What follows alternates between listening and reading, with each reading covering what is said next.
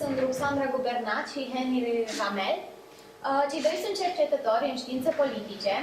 Ea a plecat are o teză de doctorat despre social media în câmpurile politice din România după criza economică din 2008, iar Henry are o teză de doctorat despre valurile recente de protest din România și Ungaria.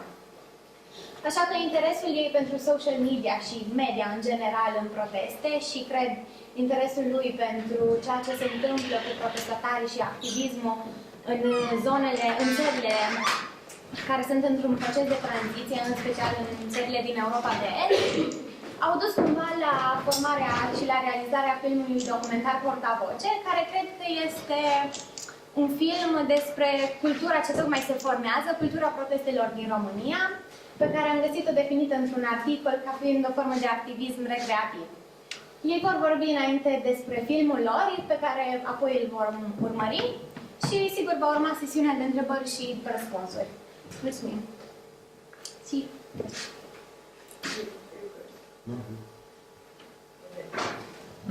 So, as Isabella said, we joined forces and experiences, and we started working on this movie in 2015 as a reaction to what happened in Collective. We just started shooting without having a clear plan that we're gonna do actually a movie on the Romanian culture of protest.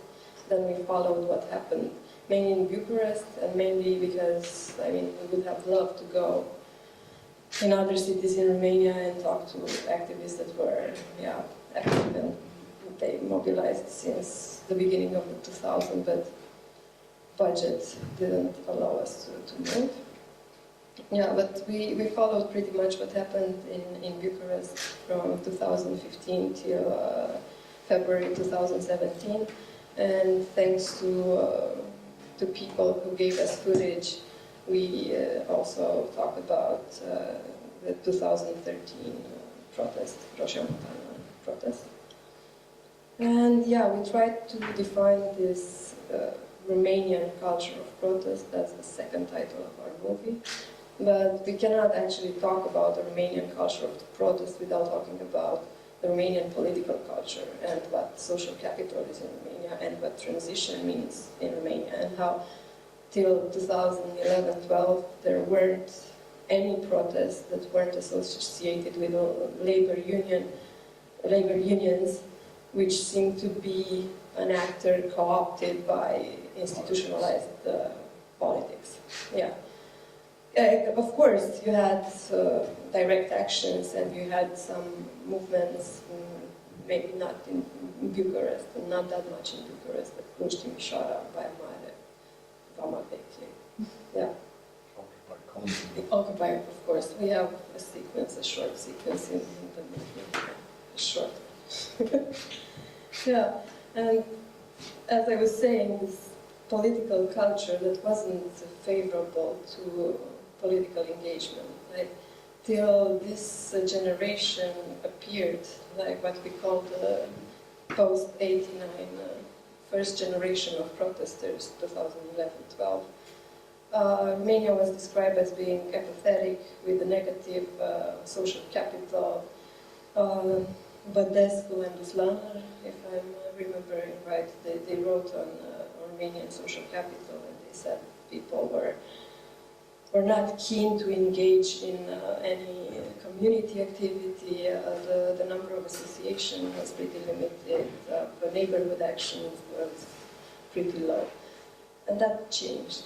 And how did it happen? I think you should continue on that. As Ruxandra introduced the topic, Romania was perceived for a very long time as a very apathetic society. After the trade unions' activity, when Romania actually ranked very high in industrial conflict and strikes, etc. in the 90s, there was a certain gap until 2011-12. And we wanted to find out, mainly for ourselves, how come that it changed so rapidly. and what are the triggering mechanisms that contributed to this change. And one avenue we decided to work on was to consider cultural components of this change, and in particular patterns of cultural consumption,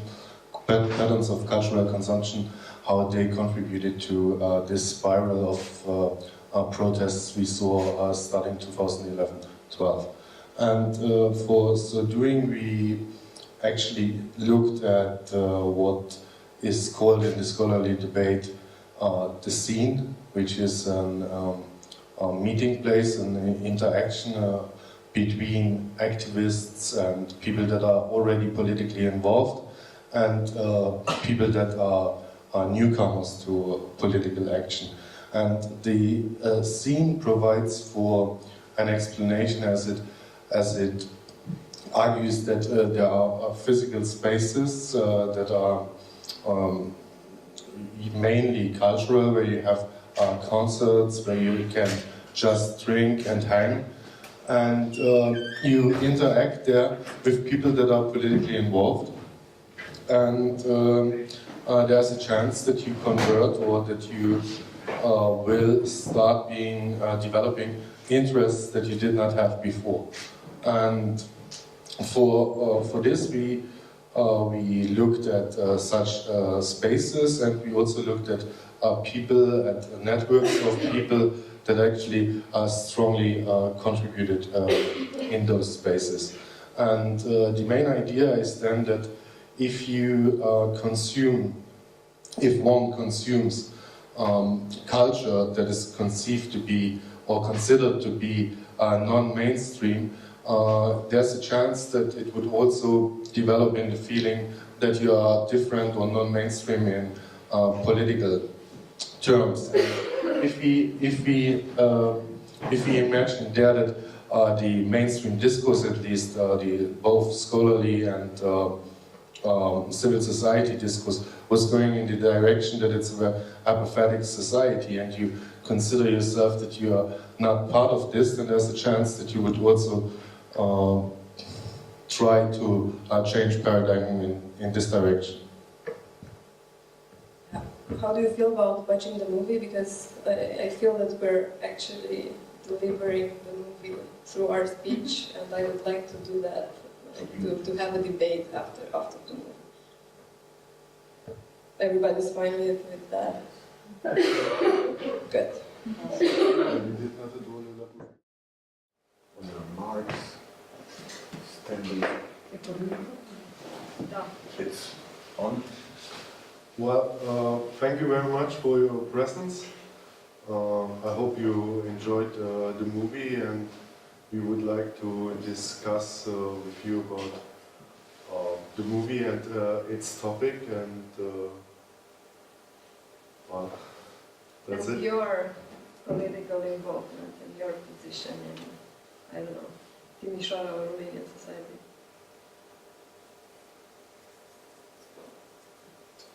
So, questions? Feedback. Ideas? Did you like the music? I love the music. I know the guys. But yeah. Yeah, we only use music from our characters, like, exclusively from them. Yeah, and sound is done by, Hello, Freak. yeah, Continue. The Ruxandra, yes. Well,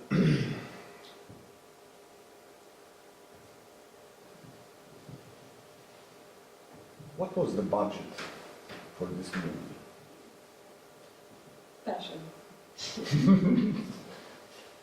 And the desire to work on this project and to have an explanation for ourselves at the beginning What happened? of what's happening.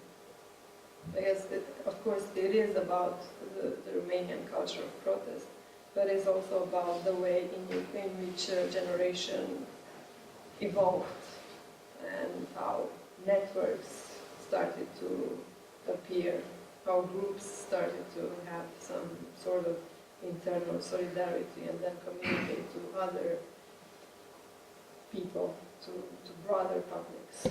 So, yeah, it was mainly out of passion. And I have to admit that at one point we ran out of our personal money, and we started calling friends. Hey, I mean, not for us because we live in Bucharest, but for Marcel, our colleague and partner, because he had to travel from Leipzig to Bucharest, and he needed a house and so on and so forth. So we pretty much needed money for that.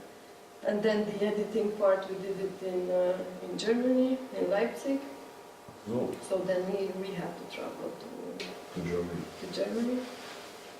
Yeah, but And it is worth mentioning, I think that like all the archive footage we used was granted for free by the people that shot things on the spot, and everybody was like highly willing and very friendly, and in order to collaborate with us and to just give us the footage we needed in order to make this project happening. So this was a very pleasant experience that there are actually people working on those issues for a very long time already, and they are not like withdrawing the moment you ask them for sharing their footage. And I think yeah, and I mean that's a sign what we were trying to explain actually happened, that there is a community and people are sharing. And when we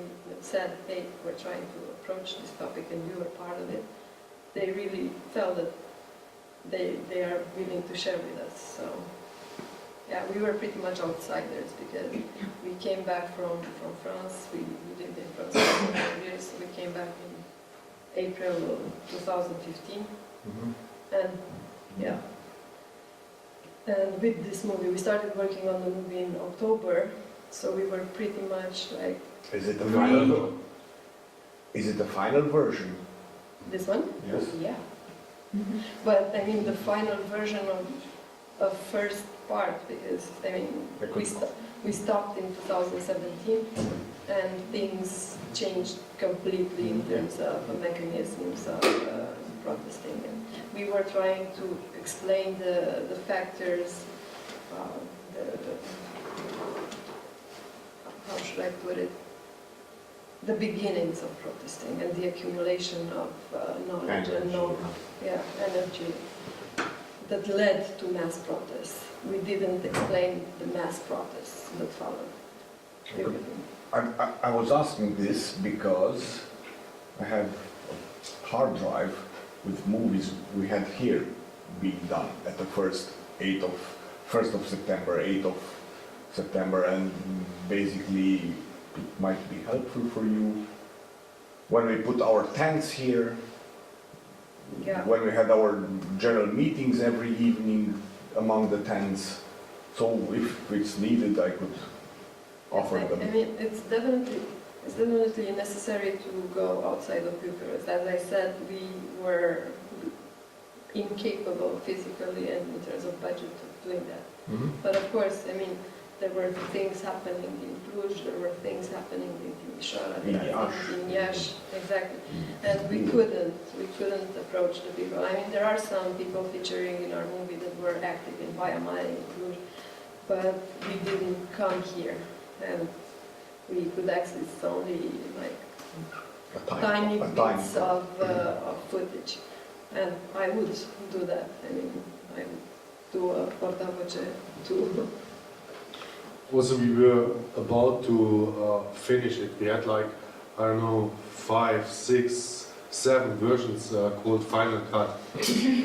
Because we thought, okay, now it's over. And then something else happened and we said, okay, but we gotta include this because it's important. And then it was Final Cut 2, you know. And then another protest came, Final Cut 3. And at the beginning, actually, we were not focusing that much on protests and social movements, or political participation itself. That's also, I was not very much involved actually at the beginning. We wanted to focus on something else, but realities kept on changing, and we wanted to have those things that appear to be important to us, that appear to be relevant, to be present, and therefore the story evolved. But at one point, then we needed a final cut, you know. And of course, if you would have known that at the end of 2017 that there will be another 2018, that there will be something like the 10th of August, then you would need to continue, but then it becomes like a live project, you know, and without any substantial funding, that makes it very hard to just keep on doing stuff because it's happening. And we tried, and I mean, we are doing that. We are doing research as well, and we are documenting protests and all sorts of political engagement in Romania. It's just like at one point we had to finish. It was also our first project ever. I mean, Marcel worked on, he had 2 short documentaries before that. But for the 2 of us, it was the first time we worked on video. And it's massive to manage to have an hour of a coherent movie, narrative, visually and discursively. But even though the title of the documentary is Portable, which is a Romanian word, why most of the dialogues are in English? Because at the beginning we did not know that we're going to do a movie that we're going to show to the public, and we did not have interviews, we had conversations. And the 3 of us, we were in this dynamic, the 2 of them Germans, Henry and Marcel, and me Romanian, so we met with people and we just started talking, and we filmed it. We wanted to do a project, but not necessarily for a broad audience. So that was the dynamic, the natural dynamic, to have conversations in English. Yeah. For you it was bothering that it was parts in English and parts in Romanian? I'm not aware what was your, I don't know how to say, intended audience. If it was for the Romanian public or abroad. No, this was not consideration, and was not about like issues of authenticity or something. It was just like there's this one character that is at this festival, and we were basically hanging there, having beer, you know, and talking about politics, about civic involvement, unconventional political participation, and we kept on filming it. And as Ruxandra said, like our language of discussion was English. It was not to hey, let's try to target Western market or something, and for this we need to have it in English. Quite on the contrary. Let's have it 100% in Romanian because it's a topic that's relevant mainly for Romanian public. It was, yeah. Some people felt more comfortable talking in Romanian. Some felt more comfortable talking in English. The Matasari guy was speaking Romanian. Yes. Yeah. Yeah. He said, well, I don't feel... Henry was talking to him in English, and he answered in Romanian because he said, well, my English is not that good, so I'm going to answer in Romanian. Well, yeah. But it's not about the language, it's about what people were saying. And yeah, I think all of them in Romanian or English conveyed the message for the piece of reality they are representing, I think. And now, personal question for you. And there's a CNA member which has the same No. first The name answer as you is have. no. Yeah, I know. Monica Gubernaț, we're not related. I think we have completely different approaches in terms of media what media represents for society, and I don't know, I would like my name to be mine and not to share it with, Not associated. yeah. Okay, thanks. Other questions, remarks?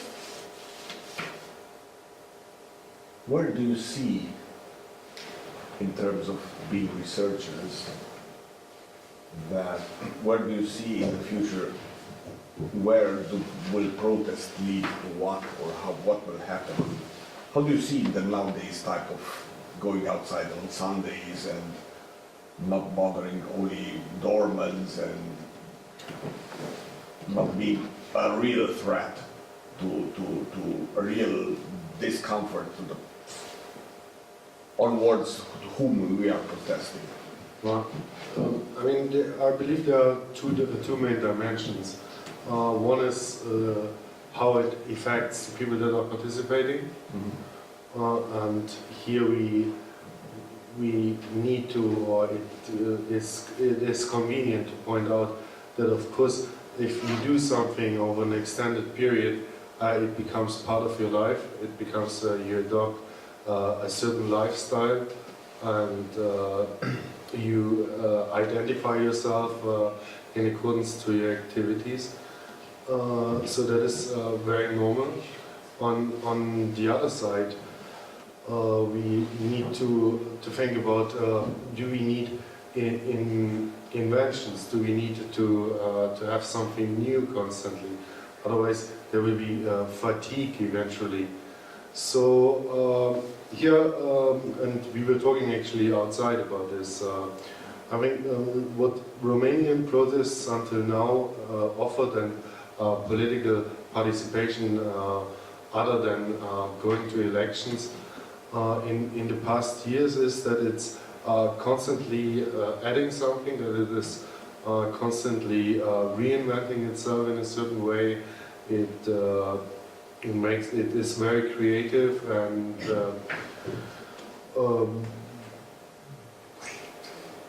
The future, yeah. the future. That is, of course, that is. It's hard to predict the future. It's hard to predict.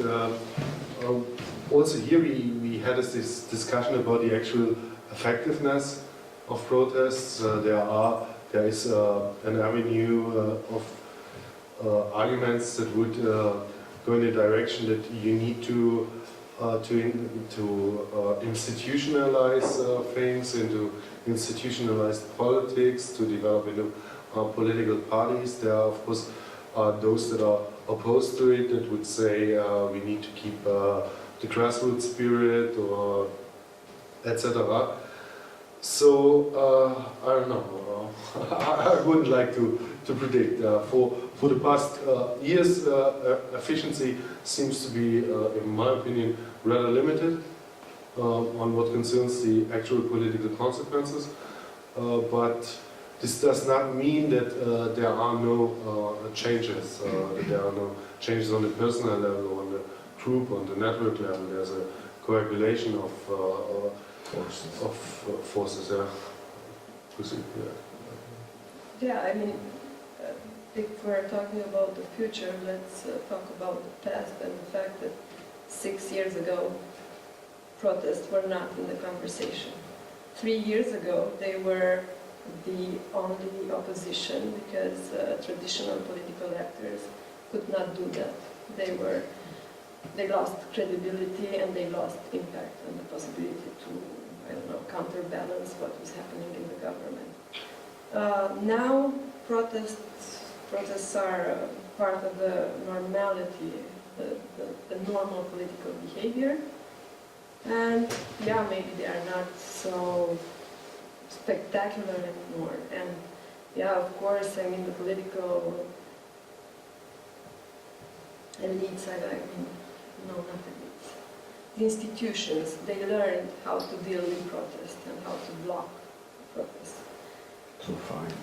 Yeah, but and then again, as a result of the protests, there were 2 political parties that appeared.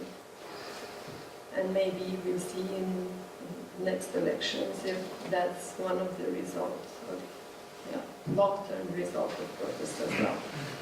And plus, sorry, I need to finish, because it's very important the way we redefine the word politics through protesting. And that now we're much more, we as Romanians, I mean, I was always a political person, but it wasn't something that I could share with people. People were like, you're into politics, like, stay away. That was the majority's approach to it. We stay away. Now we're not doing that anymore. Politics is there in our everyday lives, and for those who are interested in it. I would like to add on what you both said, actually, that power will always react to challenges, and power And will adapt. always adapt. If there's recuperation, power tries to incorporate the challenges. This can be in spatial terms, but this can also be in discursive terms. And so there is a learning process. You mentioned, of course, like the police, which is the main force that maintains social order. They learned over the past 7 years. They adapted their strategies, their tactics. But there is also, on a discursive level, challenges will always be integrated, either by cooptation or by changing the priorities of policy making. They will always try to incorporate the challenges within the power structure. And that is something you can also observe in Romania, but it is, of course, symptomatic for the way our society is developing. That power is adapting, and it is always integrating by a discourse of tolerance, by a discourse of changing priorities. It will always incorporate the challenges within this structure. Some of the guys we interviewed had some very clear anti-capitalist discourse. What's your take on this? Do you support their discourse? We're not here to talk about our Wow, personal okay. political Yeah. stance. Even their attitude was somehow elitist. There are no more activists because there are too many people, they call themselves activists, and we don't relate with them. I think the purpose of the process is not to be the coolest guy who sits in this room, or to be the smartest. And for me, that was my feeling of the interview discourse. Was somehow strange to hear from people that actually they say they support a movement that should impact all of us, but actually their main discourse was, I don't know, you're not enough activist as I am, so I won't relate with you. I'm not sharing the same information that I have. I know. For me, it's sad, personal.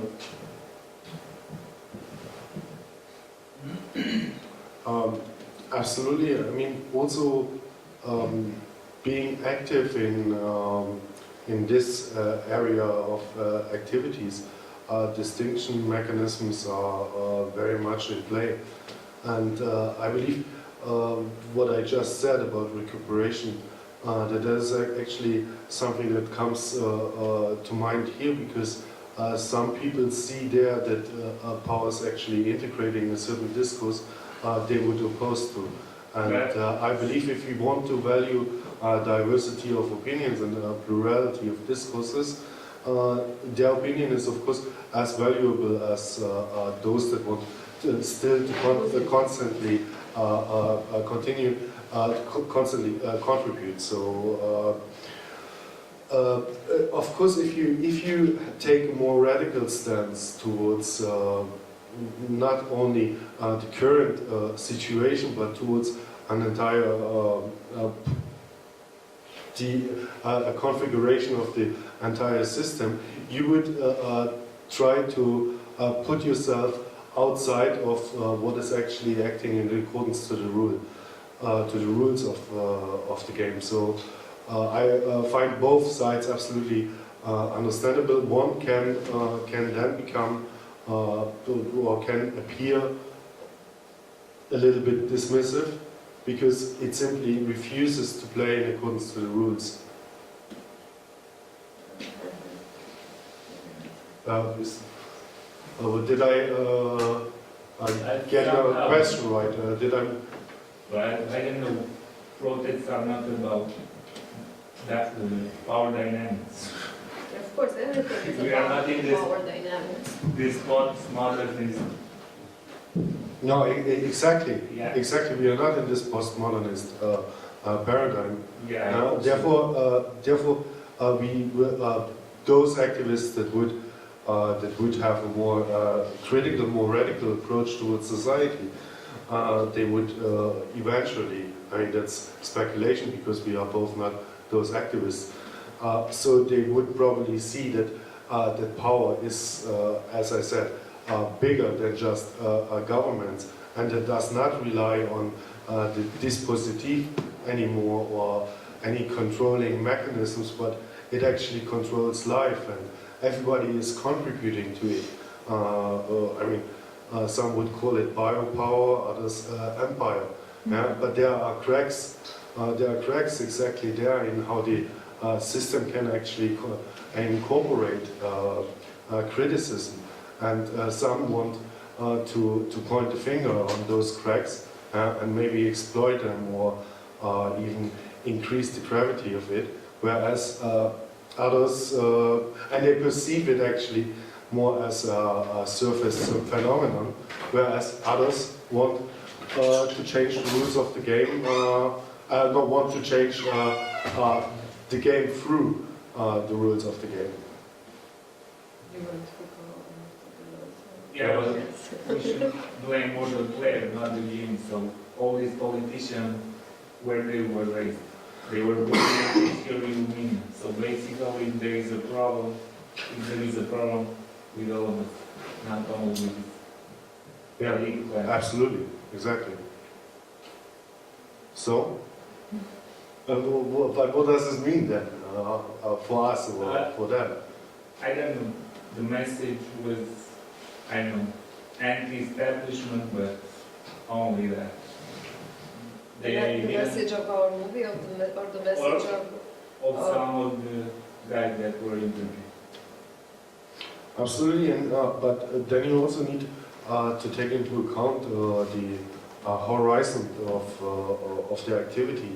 Some were simply, first of all, we wanted actually to show that there's a diversity in terms of ideological backgrounds and in convictions and in terms of how you see or how you perceive that you could actually contribute to change, and there simply are different versions of it, and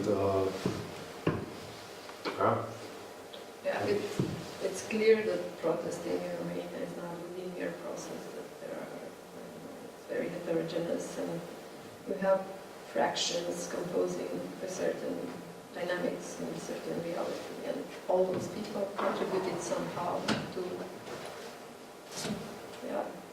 change.